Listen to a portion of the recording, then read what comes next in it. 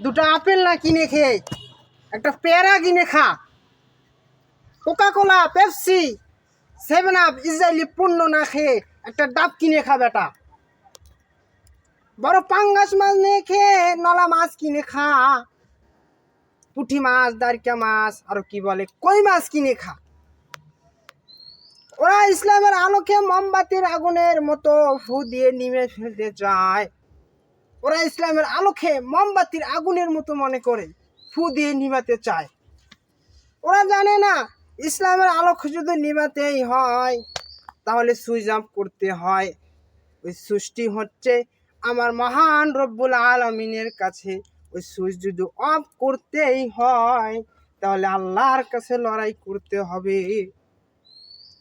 আমার ভাই, আমি আবার বলবো, ওসব আজে বাজে না খেয়ে একটা ডাব কিনে খাবি, শরীরে অনেক পুষ্টি পাবি।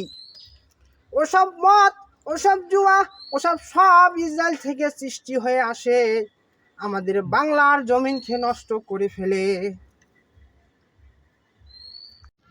আমি মাসকা মাস যদি বছরকে বছর বয়ান করি ইসরায়েলের পণ্য কোকা কোলার, আমি কিছুই করতে পারবো না।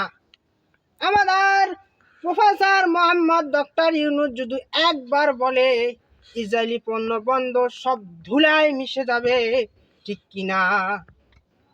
ঠিক।